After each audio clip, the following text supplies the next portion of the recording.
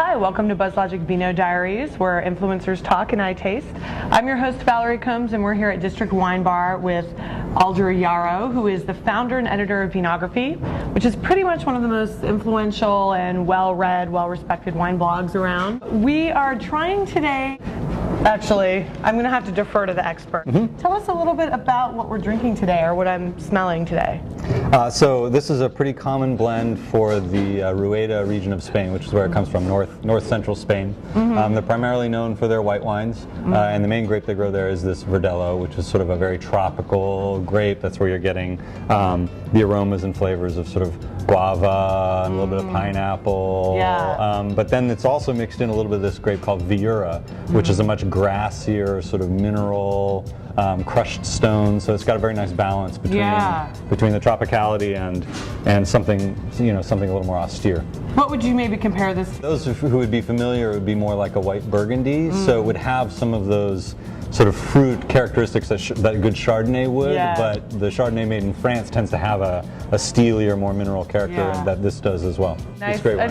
The weather is so confusing because it's been warm this last week and it's only January here in San Francisco, but when it's 68 degrees in San Francisco, you got to drink white wine. Exactly. I guess one of the first questions, looking at someone like you who created such a successful blog, one of the main things that I know so many bloggers struggle with is really what is that go into making a successful blog. What would you say are the two core things that you think has made Vinography such a success? Well, you have to remember that I was one of the first wine blogs on the internet. I started it, I went to Google and I typed wine blog into Google and I got 0 results. So, so being first mover really helps. Thinking about people who are entering a marketplace today, trying to make a voice for themselves. The important things would be, number one, write really good content. The world really good content is content that people want to read. That's well written, that keep people coming back and saying, hey, this person has something to say. I want to hear what they have to say tomorrow and the next day and the next day. And that gets me to the second point, which is you got to be disciplined and you got to do it a lot. If you look at the top blogs on the internet in any category, the top 10 post 20 or 30 times a week, easy. Right, and that's I think one of the biggest challenges is maintaining that. What do you think are some of the mistakes that you see now? One, for instance, hasn't used spell check. Certainly one of the mistakes, treating it like your personal diary, and putting it up on the web and expecting people to be interested in it just because it's there. And the second thing is people not really having much of a point of view or trying to say something interesting or original. What are some ways people can try to syndicate their content more easily or gain new readers?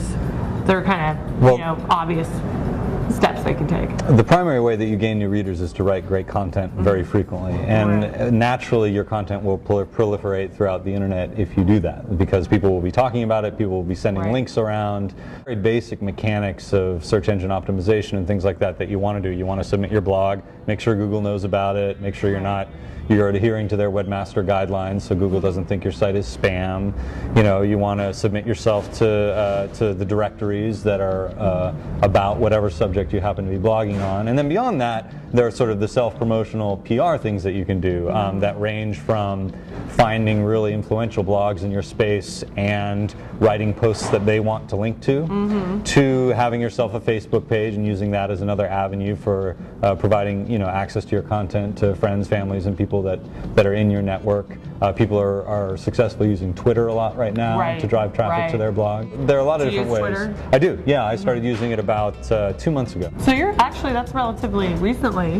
Yeah, it's interesting. I'm a mix between an early adopter and a healthy skeptic. I don't immediately jump on the bandwagon of every new thing that comes. It's like it's going to be a useful tool, then I jump in. What was sort of the deciding factor that made you decide to jump in with Twitter? To be perfectly honest, some of my friends badgered me, and they were right. It's a very interesting tool, and it's become a very valuable source of traffic for my blog.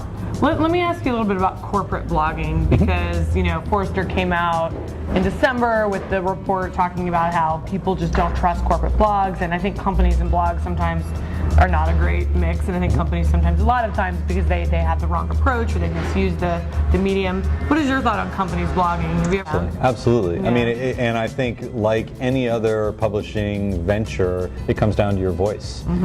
And everybody, in this age of consumerism and advertising and media, we know when we're being sold to. Yeah. You know, it's very easy to spot an authentic blog. You know, a great example is the blogs at Zappos. You're familiar with the shoe company. Yeah. I mean, their employees are allowed and encouraged to blog. The CEO blogs, and it comes across as it comes across as very genuine and honest. Ultimately, first and foremost, it's about voice. Right. Second, it's about having things useful to say that are interesting and sort of tangential to your business. The blogs, first and foremost, provide sort of access to an intimate voice, personification of a particular company. And so if people, and so you're trying to build a relationship there, and it's very much like a personal relationship. Right, good point. So let's switch gears, because one thing I really wanted to talk to you about was monetization of blogs. Code of ethics posted on your site. I know you have some pretty specific views on advertising. Tell me kind of currently what your monetization strategy is for Vinography. Well, I make money on Vinography two ways. I sell advertising. I get affiliate fees for passing people off. When I review a wine favorably, I send people to a wine search engine, and that search engine pays me per click. When they get to that search engine, they have their choice of a bunch of different retailers to buy that wine. So for me, and this is particular, I think, to the wine industry, the largest, sort of glossiest, most popular wine magazines, to a certain extent, have this taint of non-objectivity, because the people that they are reviewing are precisely the people that pay all of their salaries, i.e. those magazines survive on advertising, and a large number and the majority of their advertisers are wine producers who benefit from big ratings in those magazines. Now, I'm certainly not impeaching the ethics of any of those organizations. There's a perception in the readership that makes them less objective, and that was a perception that I wasn't interested in dealing with.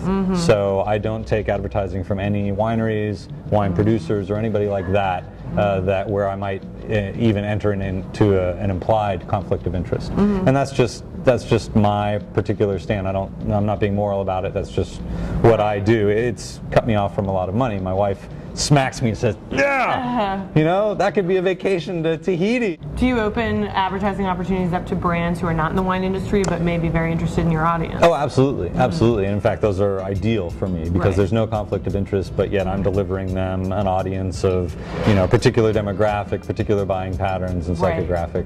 Interesting. Actually, that I would love your take on is, you know, recently in the press there's been kind of a lot of discussion around pay-per post, the newer permutation of it being where there's full disclosure. They're calling it more of an advertorial approach, and in fact there was a story recently about Kmart sponsoring a number of blogs. You're giving them $500, inviting them to come in and review their experience of shopping. They can write whatever they want, and full disclosure is part of it.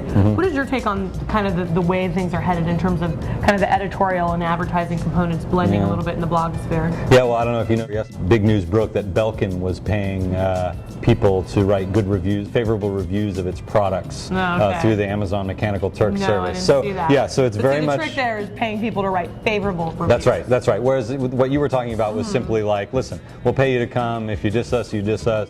One of the things, that's a problem there, is that we're psychological animals. There's this guilt factor, and people are much less likely to write a lousy review of a meal or of an experience that somebody else has paid for them. And I think that's just a truth.